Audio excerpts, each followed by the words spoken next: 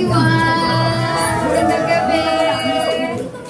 We're experiencing ang legit na hit ng Manila. Thank you for being here tonight. Sobrang grateful ako sa inyo. Sa lahat ng youngsters ko! Sa lahat ng ating mga press friends, thank you so much for being here.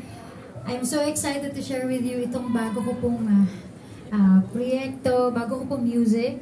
Tawag po dito ay Babala. Ilang minuto na lang po makikita na natin yung music video. Kasabay po natin yung YouTube, no? 5 minutes. 5 minutes. Pwede ka muna mabigay ng konting trivia. About the song, about the music video. Medyo nakita ko na yung mga comments sa Twitter. Parang yung iba, grabe, sobrang iba. Yung may nag-comment na parang, this is something na hindi usual ginagawa ni Ate Yeng. Yung ganitong type ng message ng song. And sana hindi ito yung type ng gulat na parang negative, Parang it's a song na pagsasaluhan natin. Alam ko naman na lahat tayo nakaka-experience nun. Yung nababad trip ka lang, gusto mo lang express yung nararamdaman mo.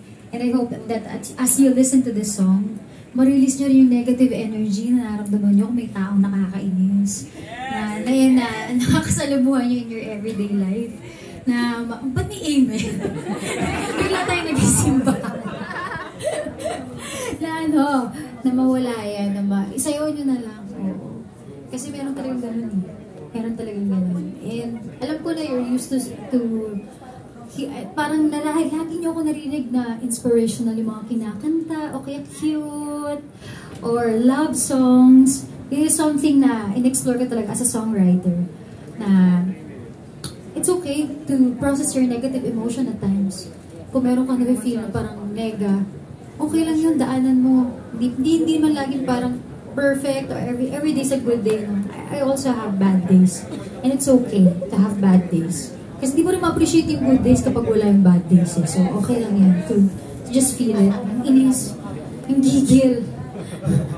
Kahit nasa utak mo lang hindi mo naman gagawin. Pero parang, naku, taltakang kita dyan Pero nandito lang sa damdamin mo. So I'm very excited to share it. Hindi narinig nyo na siguro may ilan sa inyo na nakaparinig na sa Spotify. So sino na nakarinig? Thank you. Stream nyo na stream. Para kumita ako. Hindi, joke lang. Pero sobrang excited ako. 3 minutes na lang? 3 minutes na lang. Grabe po to, yung music video nito. Same day ko inaral yung nakakapagod na pagiging action star. Kaya po, may side ako dito na dito ko palang nalabas sa music video na to. And sobrang grateful ako sa Toothless. Palakpakan natin sila. At saka Direct Kiwi. Kasi tinupad nila yung pangarap ko na maging action star sa music video na to. So, grabing pagod the whole day. Nag-start kami ng shoot. Madaling araw mga 5 or 4 a.m. yata. Nandun na kami. Natapos kami the next day, 2 a.m. na. So, almost 22 hours kaming gising at walang tipid left. Diretso talaga yung shoot namin. Everybody was just sobrang pleasant to work with. Ito po yung unang music video na pinagpaguran ko ng ganito. At makikita nyo rin sa pawis ko mamaya sa music video. Kasi parang ganun din ganito rin yung ganito rin pakiramdam dun sa studio kung saan kami nag-shoot. Medyo may heat. 2 minutes na lang? 2 minutes! Oo, at saka gusto ko lang din magpasalamat kay Makoy Dubs. Dahil nakatrabaho ko siya dito, palakpakan natin.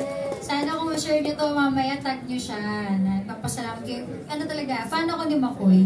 Bukod sa pareho kami ng handler, tawang-tawa din ako sa mga skits niya. Sa kanyang ano to? Swap? Swap tayo? Okay. Salamat po. Sobrang tawang-tawa ako sa mga ginagawa niya online. And I hope that you will support him also. Alam ko na medyo shala yung market nun, pero sobrang cool niyang person. Siya yung type ng tao na magiging best friend ko. 1 minute! Yay! Thank you everyone again. And bukod dito sa Babala, may hinanda rin ako ng isang buong set para sa inyo, para give tayo, para katulad ng dati sa mga youngsters ko. Kung naaalala niyo pa ang mga kabataan ninyo. Kung hindi pa mga sumasakit ang mga kasuka-suka. Grabe. Ay, nako, tumanda na kayo with me, ano? Grabe. Ilang segundo na? 10, 9, 8, 7, 6,